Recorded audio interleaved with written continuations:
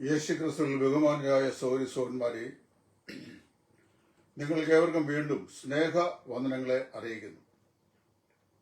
ഇന്ന് ഒരു ചെറിയ വീഡിയോ ആണ് ഞാനിവിടെ പറയാൻ ആഗ്രഹിക്കുന്നത്. ഈ ചെറിയ വീഡിയോയിൽ കഴിഞ്ഞ ദിവസം ഞാൻ എഴുതിയിട്ട ഒരു ചെറിയ ലേഖനത്തിന്റെ സാരാംശമുണ്ട്. ആ സാരാംശം ഇങ്ങനെയാണ്: മറവി ഒരു അനുഗ്രഹം. ഇന്ന് ലോകവ്യാപകമായി പ്രായമുള്ള ആളുകളെ ബാധിക്കുന്ന ഒരു രോഗമാണ് അൽസിമേഴ്സ്. മറവി രോഗം എന്നാണ് അതിനെ അറിയപ്പെടുന്നത്. പല ആളുകൾക്കും തങ്ങളുടെ മുൻകാല കാര്യങ്ങളെ സംബന്ധിച്ച് ഓർമ്മയില്ല. ചിലർക്ക് ഇപ്പോഴുള്ള സാഹചര്യങ്ങളെ സംബന്ധിച്ച് വേണ്ടത്ര നിലയിലുള്ള ഓർമ്മയില്ല. വളരെ പ്രയാസകരമായ ഒരു രോഗാവസ്ഥയാണ്. രോഗം ഏത് മനുഷ്യനും ഏത് രോഗവും വരാം. ഞാൻ സാധാരണയായി പ്രാർത്ഥിക്കുമ്പോൾ ഒരു ശത്രുവിന് പോലും വരരുത് എന്ന് പ്രാർത്ഥിക്കുന്ന രോഗമുണ്ട്, ക്യാൻസർ. അതിന്റെ ഒരു കാരണം നമ്മളെ ഇഷ്ടമില്ലാത്തവരായി അല്ലെങ്കിൽ നമ്മളെ എതിർക്കുന്ന, നമുക്ക് ദോഷം ചെയ്യുന്ന ആളുകൾക്ക് പോലും ക്യാൻസർ വരരുത് എന്ന് പ്രാർത്ഥിക്കുന്നു. സാധാരണയായി ഈ ക്യാൻസറിനൊക്കെ ചികിത്സ ഉണ്ട് എന്നൊക്കെ പറയുന്നെങ്കിലും ഒരു 100% ഹീലിംഗ് അവകാശപ്പെടാവുന്ന ചികിത്സാ സമ്പ്രദായം ഇന്നുവരെയും മെഡിക്കൽ സയൻസിൽ ആവിർഭവിച്ചിട്ടില്ല. അതിന്റെ കാരണങ്ങളൊക്കെ ഇപ്പോഴും അതിന്റെ നിരീക്ഷണത്തിലാണ്, റിസർച്ചിലാണ്. വേണ്ടത്ര നിലയിലുള്ള ഒരു 100% വിജയകരമായ ട്രീറ്റ്മെന്റ് ലഭിക്കുന്നില്ല.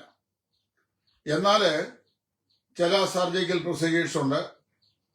അതുപോലെ തന്നെ കീമോതെറാപ്പി ആവശ്യമുള്ളതിന് അത് കൊടുക്കുന്നുണ്ട്. റേഡിയേഷൻ ആവശ്യമായതിന് അത് ചെയ്യുന്നുണ്ട്. ഭാഗ്യവശാൽ ചുരുക്കം ചില ആളുകളൊക്കെ ഈ ട്രീറ്റ്മെന്റ് ഒക്കെ മറികടന്ന് ജീവിച്ചിരിപ്പുണ്ട്. ഫസ്റ്റ് സ്റ്റേജിലോ സെക്കൻഡ് സ്റ്റേജിലോ ഒക്കെ ആണെങ്കിൽ രോഗിയെ രക്ഷപ്പെടുത്താൻ ഒരു പരിധിവരെ സാധിക്കുമെന്ന് വൈദ്യശാസ്ത്രവും അവകാശപ്പെടുന്നു. എന്നാൽ സമ്പൂർണമായ ഒരു ട്രീറ്റ്മെന്റ് ഇതുവരെ ലഭ്യമല്ല. അതുകൊണ്ട് തന്നെ ഈ രോഗം ആർക്കും വരരുത്. കാര്യം വന്നാൽ കയ്യിലുള്ളതോ അല്ലെങ്കിൽ ഉണ്ടാക്കുന്നതുമായ മുഴുവൻ പൈസയും നഷ്ടപ്പെട്ടു പോകും. പിന്നെ ബാക്കി ജീവിച്ചിരിക്കുന്ന ആൾക്കാർക്കൂടെ ജീവിക്കാൻ വയ്യാത്ത സ്ഥിതിയും കൂടെ സംജാതമാകും. അതുകൊണ്ട് ഇത് ആർക്കും വരുത്തരുത് എന്ന് ഞാൻ സാധാരണയായി പ്രാർത്ഥിക്കാറുണ്ട്. അൽസിമേഴ്സ് രോഗം മറ്റൊരു രോഗമാണ്. അത് മറവി രോഗമാണ്. വൈദ്യശാസ്ത്രത്തിന് ഈ മറവി രോഗം ബാധിച്ച ആളുകളെ സമ്പൂർണ്ണമാകുന്ന ഓർമ്മയുടെ സ്ഥിരതയിലേക്ക് മടക്കൊണ്ടുവരാൻ കഴിയുന്ന വളരെ പ്രയോജനപ്രദമായൊരു ട്രീറ്റ്മെന്റ് ഉണ്ടോ എന്നതിനെ സംബന്ധിച്ച് ആധികാരികമായി പറയാൻ എനിക്കറിയാൻ വയ്യ. ഞാനതേക്കുറിച്ച് സൂക്ഷ്മമായി പരിശോധിച്ചിട്ടില്ല. എന്നാൽ അങ്ങനെയില്ലെന്നാണ് ഞാൻ മനസ്സിലാക്കുന്നത്. അങ്ങനെയൊക്കെ ഭാരപ്പെടുന്ന ഒരുപാട് മാതാപിതാക്കളൊക്കെ പല സ്ഥലങ്ങളിലായിട്ടുണ്ട്. വാർദ്ധക്യ സഹജമായ സാഹചര്യങ്ങളിൽ മറവി രോഗം ബാധിച്ചു. എന്നാൽ അങ്ങനെ അല്ലാതെ യൗവനകാലത്ത് തന്നെ മറവി രോഗം ബാധിച്ച ഒരു മനുഷ്യനെ കുറിച്ച് നമ്മൾ വായിക്കുന്നുണ്ട്. അത് ഉൽപ്പത്തി പുസ്തകത്തിലാണ്. നാം എല്ലാവരും അറിയുന്ന പോലെ പഴയ നിയമ കഥാപാത്രങ്ങളിലെ ഏറ്റവും പ്രസിദ്ധനായിരിക്കുന്ന ജീവിത വിശുദ്ധിക്ക് ജീവിതത്തിൽ 100% വില കൽപ്പിച്ച, പ്രസംഗം പോലെ തന്നെ ജീവിതവും വിശുദ്ധമായിരിക്കണം എന്ന് നിർബന്ധമുണ്ടായിരുന്ന, പാപം ചെയ്യാൻ അനുകൂലമായ സാഹചര്യം ഉണ്ടായിട്ടും ആ പാപം ചെയ്യാതെ ഞാൻ ഈ പാപം ചെയ്ത് എന്റെ ദൈവത്തോട് അതിക്രമം പ്രവർത്തിക്കുന്നത് എങ്ങനെയെന്ന് പറഞ്ഞ് പോത്തിഫറിന്റെ ഭാര്യയുടെ മുമ്പാകെ നിന്ന് ജീവനം കൊണ്ട് ഓടിപ്പോയിട്ട് ചെയ്യാത്ത അപരാധത്തിന് 13 വർഷക്കാലം കാരാഗൃഹത്തിൽ കിടന്ന് കഷ്ടം സഹിച്ച, ജീവിതത്തിന്റെ യൗവനകാലം, നല്ല ഭക്ഷണം കഴിക്കേണ്ട, നല്ല ചിന്തകൾ ഉണരേണ്ട, നല്ല യുവകോമളനായ ഈ ചെറുപ്പക്കാരന്റെ ജീവിതത്തിന്റെ നല്ല ഒരു കാലയളവ്, യുവത്വത്തിന് നല്ലൊരു കാലയളവ് അദ്ദേഹം കാരാഗൃഹത്തിൽ കഴിഞ്ഞു. ഞാൻ പല പ്രാവശ്യം യോസേഫിനെ കുറിച്ച് പഠിക്കുമ്പോൾ ഇത്രയും വിശ്വസ്തനായിരുന്ന യോസേഫിന് എന്തുകൊണ്ട് ഇങ്ങനെ ഒരു കാരാഗൃഹവാസം ദൈവം തമ്പുരാൻ അനുവദിച്ചു എന്നതിനെ സംബന്ധിച്ച് വളരെ ചിന്തിച്ച് ആകുലപ്പെട്ടിട്ടുണ്ട്. ചില കാര്യങ്ങളുടെ ഒന്നും വിശദീകരണം നമുക്കറിയാൻ വയ്യ. ഇപ്പൊ നമുക്ക് ഒരു വിഷയം, ചില രോഗികളെ ഞാൻ സന്ദർശിക്കുമ്പോൾ എനിക്ക് നേരിട്ടറിയാവുന്ന ആളുകൾ, നല്ല സാക്ഷ്യമുള്ളവർ, നന്നായി ജീവിച്ചുള്ള ആളുകൾ, ആരും ഒരാക്ഷേപവും പറയാത്തവർ, വളരെ യോഗ്യമായ നിലയിൽ പ്രാർത്ഥിക്കുകയും പാടുകയൊക്കെ ചെയ്യുന്ന ആളുകൾ, അങ്ങനെയുള്ള ഈ ആളുകൾക്ക് സ്വാഭാവികമായി എന്തുകൊണ്ടാണ് ഇത്തരം രോഗങ്ങൾ വരുന്നത് അല്ലെങ്കിൽ ഇങ്ങനെയുള്ള ദുരവസ്ഥകൾ വരുന്നത് എന്ന് സ്വാഭാവികമായി ഞാൻ ചിന്തിച്ചിട്ടുണ്ട്. അപ്പോൾ ചില കാര്യങ്ങൾക്ക് വൈദ്യശാസ്ത്രത്തിനോ നമ്മുടെ യുക്തിക്കോ ബുദ്ധിക്കോ ഒന്നും മറുപടി തരാനായിട്ട് സാധിക്കുകയില്ല. Why God let these situations in my life? എന്റെ ജീവിതത്തിൽ എന്തുകൊണ്ടാണ് ദൈവം ഇങ്ങനെ ഒരു സാഹചര്യം അനുവദിക്കുന്നത് എന്നതിനെ കുറിച്ച് നമുക്കറിയാൻ വയ്യ. എന്നാൽ ഒരു നാൾ നാം ദൈവസ്ഥലം നിൽക്കുമ്പോൾ വിശുദ്ധ വേദപുസ്തകം പറയുന്നത് ഇങ്ങനെയാണ്: നമ്മിൽ ചെയ്തതെല്ലാം നന്മയ്ക്കായിട്ടായിരുന്നു എന്ന് കർത്താവ് വെളിപ്പെടുന്ന ഒരു ദിവസമുണ്ട്. അതുകൊണ്ട് ഇങ്ങനെയുള്ള വൈതരണികൾക്ക് ശരിയായ ഒരു ഉത്തരം നമുക്ക് അന്ന് മാത്രമേ നമുക്ക് മനസ്സിലാക്കാനായിട്ട് സാധിക്കുകയുള്ളൂ എന്നാണ് ഞാൻ എന്റെ എളിയ ബുദ്ധിയിൽ മനസ്സിലാക്കുന്നത്. റോമാലേഖനം 8:28 വായിക്കുന്നു: എന്നാൽ ദൈവത്തെ സ്നേഹിക്കുന്നവർക്ക് നിർണയപ്രകാരം വിളിക്കപ്പെട്ടവർ തന്നെ സകലവും നന്മയ്ക്കായി കൂടി വ്യാപിക്കുന്നു എന്ന് നാം അറിയുന്നു. അപ്പൊ നമ്മുടെ ജീവിതത്തിൽ തിന്മയായോ നന്മയായോ ഒക്കെ സംഭവിക്കുന്ന, അനുകൂലമായോ പ്രതികൂലമായോ ഒക്കെ സംഭവിക്കുന്ന, നമ്മുടെ ജീവിതത്തിൽ എതിർപ്പായോ അല്ലെങ്കിൽ നമുക്ക് അനുകൂലമായോ ഒക്കെ വന്നു ഭവിക്കുന്ന എല്ലാ കാര്യങ്ങളും ദൈവത്തിന്റെ ദൃഷ്ടിയിൽ ദൈവം നന്മയ്ക്കായി കൂടി വ്യാപരിപ്പിക്കുന്നതാണെന്നാണ് നാം മനസ്സിലാക്കുന്നത്. അപ്പൊ സ്ഥിരമാനസനെ യഹോവയിൽ ആശ്രയിക്കാൻ അവനെ സകലകാലത്തും ഏത് സാഹചര്യങ്ങളിലും സൂക്ഷിപ്പാൻ ദൈവം ശക്തനെന്നും നാം വിശ്വസിക്കുന്നുണ്ട്. യോസേഫ് കാരാഗൃഹത്തിലായിരുന്ന സമയത്ത് കാരാഗൃഹത്തിൽ തന്നോടുകൂടെ സഹതടവുകാരായി കഴിഞ്ഞ രണ്ട് പ്രധാനപ്പെട്ട ആളുകൾ, ഫറവോന്റെ ഇടത്തും വലത്തും നിൽക്കുന്ന ആൾക്കാർ, അപകാര പ്രമാണിയും പാനപാത്രവാഹകരുടെ പ്രമാണിയും. അപകാര പ്രമാണിയും പാനപാത്രവാഹകരുടെ പ്രമാണിയും ഏതോ നിയമലംഘനം ഹേതുവായി രാജക്രോധ നിമിത്തം പിടിച്ച് യോസേഫിനൂടെ അവൻ കിടക്കുന്ന കുണ്ടറയിലായിരിക്കുകയാണ്. അവർ രണ്ടുപേരും ഓരോ സ്വപ്നങ്ങൾ കണ്ടു. സ്വപ്നങ്ങളുള്ള ആളായിരുന്നു ഇവർ. അവർ സ്വപ്നം കണ്ടു. അവരുടെ സ്വപ്ന വിവരണം ഉൽപ്പത്തി പുസ്തകത്തിൽ ആ പേജുകൾ എഴുതിയിട്ടുണ്ട്. ഈ സ്വപ്നം യോസേഫ് അവർക്ക് വ്യാഖ്യാനിച്ചു കൊടുത്തു. അതിൽ അപകാര പ്രമാണിയോട് പറഞ്ഞു: രാജാവ് നിന്നെ ഗളച്ചെന്ന് ചെയ്യും, അതായത് നിന്റെ നാളുകൾ എണ്ണപ്പെട്ടിരിക്കുകയാണ്, നിന്നെ രാജാവ് ഇനി റീഇൻസ്റ്റേറ്റ് ചെയ്യുകയില്ല. അതുപോലെ തന്നെ ആ പ്രവചനം സംഭവിച്ചു. എന്നാൽ ഈ പാനപാത്രവാഹകരുടെ പ്രമാണിയോട് പറഞ്ഞു: രാജാവിന് നിന്നോട് കരുണ തോന്നുകയും അവൻ നിന്നെ ആ ശുശ്രൂഷയിലേക്ക് മടക്കി വരുത്തുകയും ചെയ്യും. പക്ഷെ അവനോട് ഒരു കാര്യം പറഞ്ഞിരുന്നു: നീ രാജസഭയിൽ നിൽക്കുമ്പോൾ, ഫറവോന്റെ മുമ്പാകെ നിൽക്കുമ്പോൾ എന്നെയും കൂടെ ഓർത്തുകൊള്ളണം, അതായത് എന്റെ കാര്യം കൂടെ ഒന്ന് ഓർപ്പിച്ച് ഉണർത്തണം എന്ന് പറഞ്ഞു കഴിഞ്ഞാൽ ഈ കാരാഗൃഹത്തിൽ നിന്ന് അവനൊരു വിടുതൽ ലഭിക്കാൻ വേണ്ടി ഫറവോനോട് അവന് വേണ്ടി ഒരു നല്ല വാക്ക് സംസാരിക്കണം എന്നാണ് പറഞ്ഞത്. നമ്മളൊക്കെ ചില പ്രത്യേക സാഹചര്യങ്ങളിൽ നമുക്ക് ന്യായത്തിന്റെയും നീതിയുടെയും അകത്ത് നിന്നുകൊണ്ട് നമുക്ക് ചില കാര്യങ്ങൾ ചെയ്തു തരാൻ കഴിവുള്ള, അല്ലെങ്കിൽ ആ നിലയിൽ അധികാരമുള്ള, അല്ലെങ്കിൽ ബന്ധങ്ങളുള്ള ചില ആളുകളോട് എന്നെ ഈ വൈഷമ്യ സാഹചര്യത്തിൽ ഒന്ന് സഹായിക്കണേ എന്ന് പറഞ്ഞാൽ അത് തെറ്റില്ല.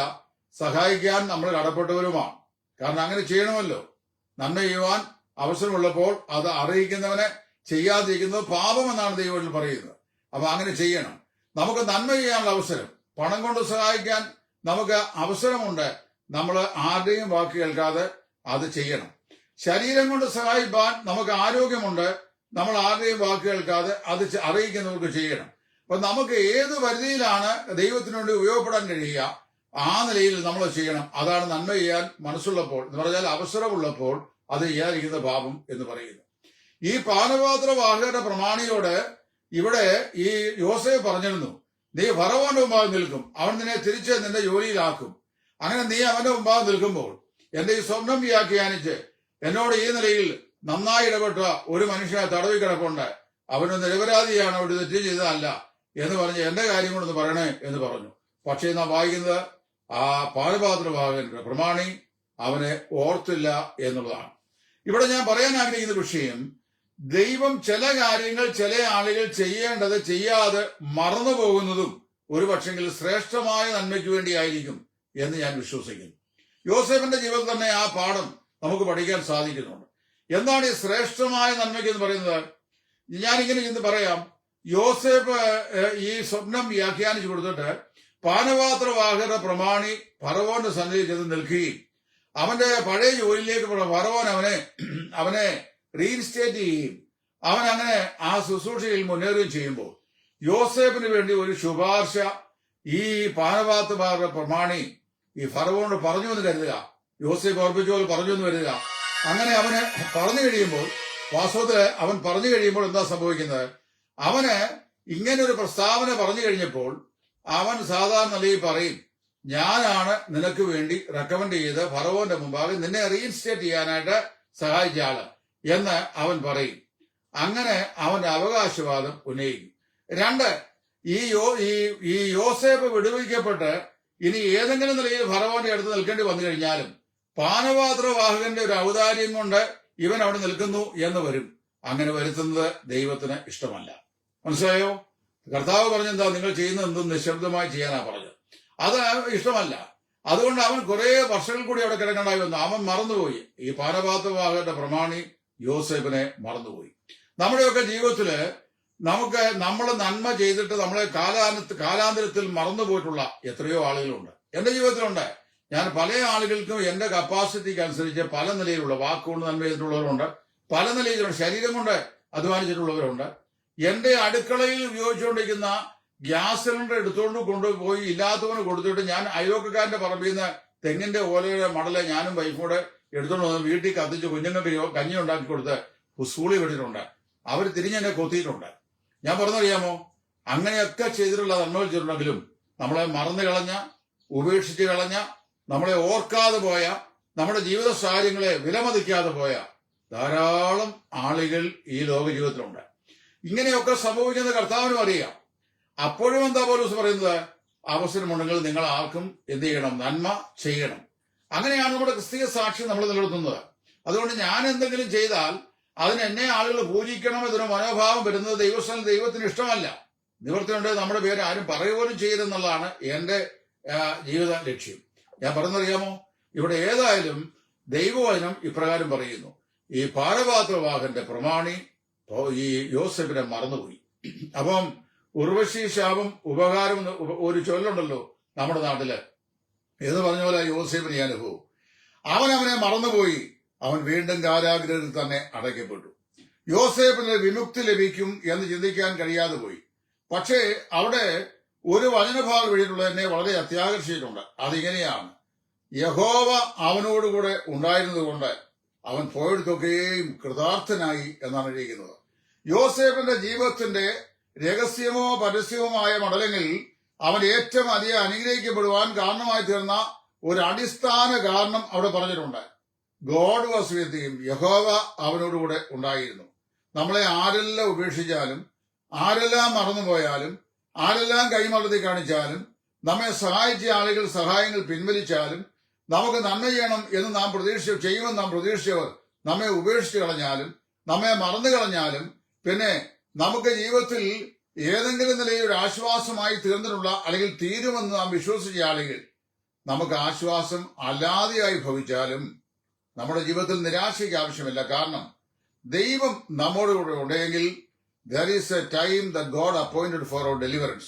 നമ്മുടെ വിടുതലിനായി ദൈവം നിയമിച്ചൊരു സമയവും ഉണ്ടെന്നാണ് ദൈവത്തിൽ വായിക്കുന്നത്. ഇസ്രായേൽ മക്കളുടെ രണ്ട് തലമുറകൾ മുഴുവൻ മിസ്രൈമിൽ കിടന്ന് ആ ഇഷ്ടിക ചൂടലെ കഠിനമായ ജോലി ചെയ്ത് കഷ്ടപ്പെട്ട് അവർ അത്യധ്വാനം ചെയ്ത് ആഹാര നീഹാരാദികൾ പോലും നിഷേധിക്കപ്പെട്ട് പീഡിപ്പിക്കപ്പെട്ട് മുമ്പോട്ട് പോകുമ്പോൾ ആ തലമുറകളുടെ നിലവിളി ആകാശവിധാനത്തിലേക്ക് ഉയർന്നുകൊണ്ടിരുന്നു. അതിനൊന്നും മറുപടി ലഭിച്ചില്ല. എന്നാൽ പുറപ്പാട് പുസ്തകം 12:46 എന്താ വായിക്കുന്നത്, ഇസ്രായേൽ മക്കൾ മിസ്രൈമിൽ ചെന്ന 430 സംവത്സരം തികഞ്ഞ ആ രാത്രിയിൽ തന്നെ ഇസ്രായേലെല്ലാം ഗണഗണമായി പുറപ്പെട്ടു പോയി.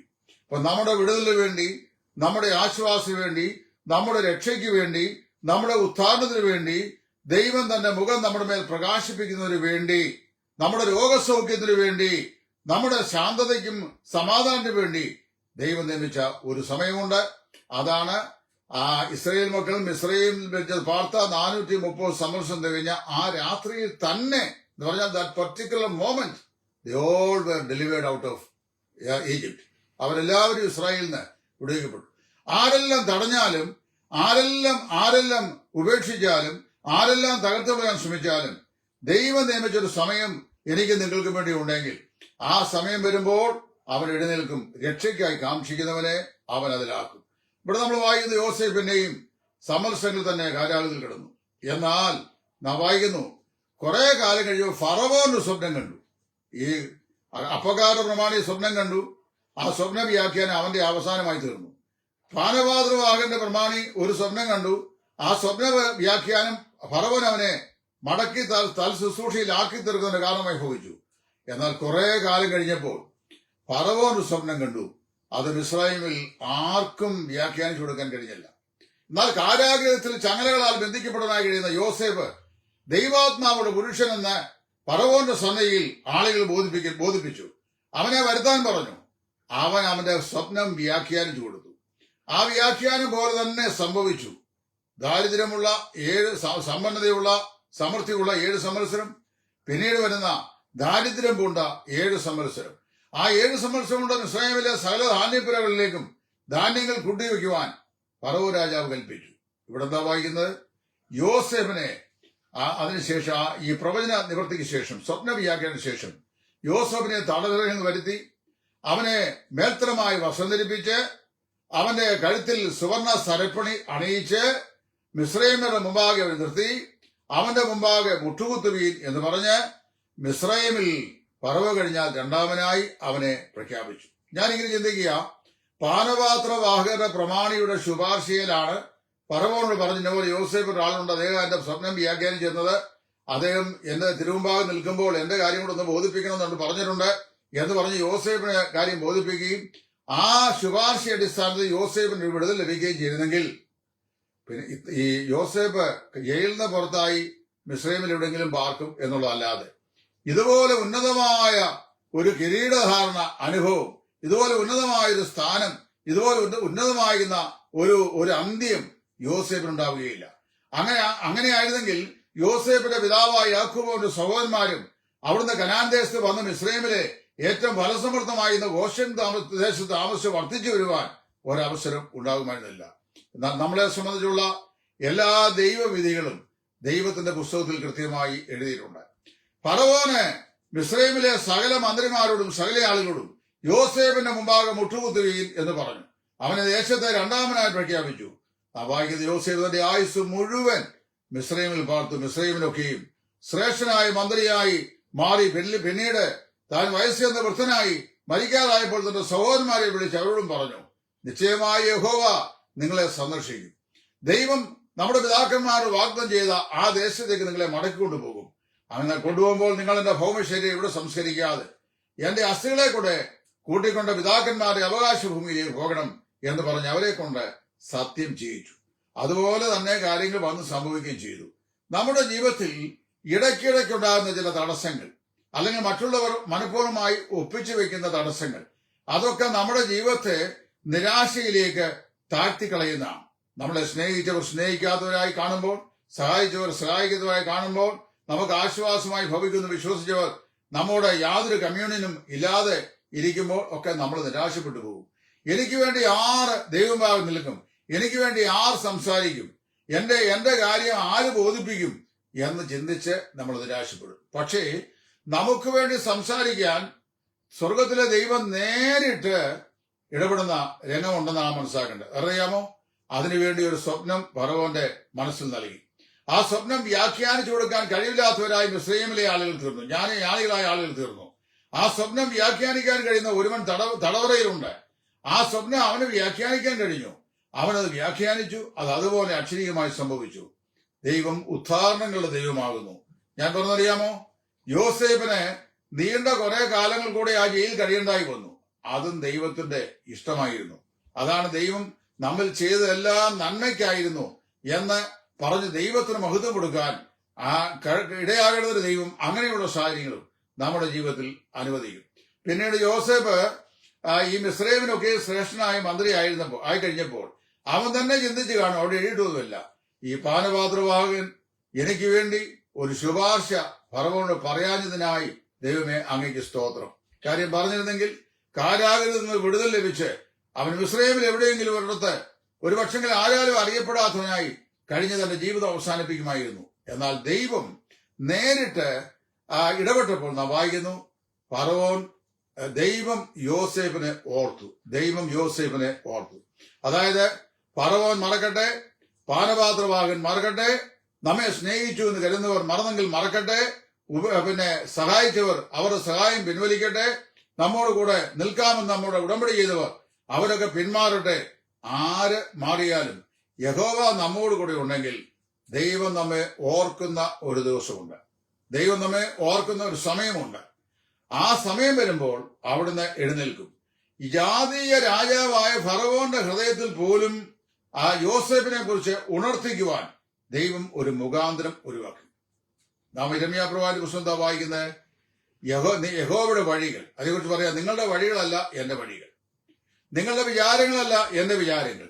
ആകാശം ഭൂമിക്ക് മീതെ ഉയർന്നിരിക്കുന്ന പോലെ നിങ്ങളുടെ വഴികൾ എന്റെ വഴികളിൽ നിന്നും നിങ്ങളുടെ വിചാരങ്ങൾ എന്റെ വിചാരങ്ങളിൽ നിന്നും ഉന്നതമായിരിക്കുന്നു. നാം ചിന്തിക്കുന്ന പോലെ അല്ല.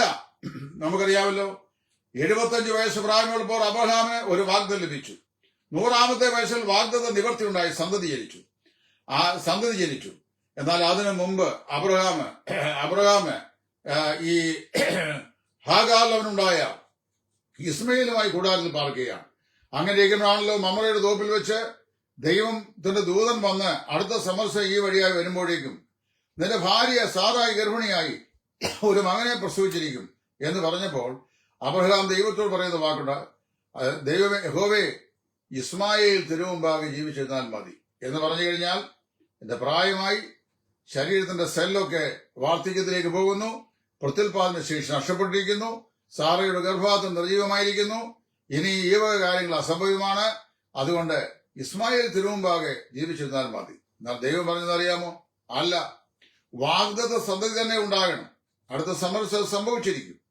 ദൈവം അങ്ങനെ തന്നെ ചെയ്തു.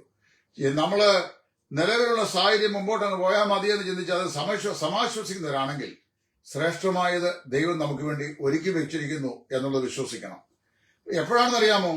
നമ്മൾ ചോദിക്കുന്നതോ ആശിക്കുന്നതുമായ സമയത്തല്ല, ദൈവം നമുക്കായി നിയമിച്ചിരിക്കുന്ന സമയത്തേക്ക്. സമയം വരുമ്പോൾ നിശ്ചയമായും അത് സംഭവിച്ചിരിക്കും. ദൈവത്തിന്റെ ഇടപെടലുകൾ ഉണ്ടായിരിക്കും. ഏത് കഠിന ഹൃദയനെയും നമുക്ക് വേണ്ടി അനുകൂലമാക്കുവാൻ കഴിയുന്ന ശാശ്വത ഭുജങ്ങളുള്ളവനാണ് നമ്മുടെ കർത്താവ്. ഈ ദൈവത്തിൽ ആശ്രയിക്കുക. ഞാൻ യോസേഫിനെ കുറിച്ച് ഇത്രയും ഈ നല്ല ചില ചിന്തകൾ പറഞ്ഞത് നമ്മുടെ ഓരോരുത്തരുടെ ജീവിതത്തിൽ നമുക്ക് പകർത്തുവാൻ മതിയായ ചിന്തകളായതുകൊണ്ടാണ്. ഒരു വസ്തുത മനസ്സിലാക്കിക്കൊള്ളുക, നമ്മെ ദൈവം ഓർക്കുന്നു, അല്ലെ ദൈവം നമ്മെ ഓർക്കുന്നൊരു സമയം വരുന്നു. നമ്മളെല്ലാവരും മറന്നു കളഞ്ഞു, ഉപേക്ഷിക്കപ്പെട്ടു. യെശയ്യാ പ്രവാചകന്റെ പുസ്തകം 54 യൗവനകാലത്ത് ഭർത്താവ് മരിച്ചവളായി ഉപേക്ഷിക്കപ്പെട്ടവളെ പോലെ ആയിരിക്കുന്ന ഇസ്രായേലേ, ഞാൻ അല്പകാലത്തേക്ക് നിന്നെ മറന്നു കളഞ്ഞെങ്കിലും സദാകാലത്തേക്ക് ഞാൻ നിന്നെ വീണ്ടെടുക്കുന്നു. നിത്യമാം സ്നേഹം കൊണ്ട് ഞാൻ നിന്നെ സ്നേഹിച്ചിരിക്കുന്നു. കർത്താവ് പറയുകയാണ് ഇസ്രായേലിനോട്, അല്പകാലത്തേക്ക് ഞാൻ എന്റെ മുഖം നിനക്ക് മറച്ചെങ്കിലും ഞാൻ ചെയ്യുന്ന നിത്യതയോടെ നിന്നെ വീണ്ടുകൊള്ളു. നിത്യമാം സ്നേഹം കൊണ്ട് ഞാൻ നിന്നെ സ്നേഹിച്ചിരിക്കുന്നു. നമുക്കൊരു പക്ഷെങ്കിൽ മനുഷ്യരൊക്കെ നമ്മളെ മറക്കും.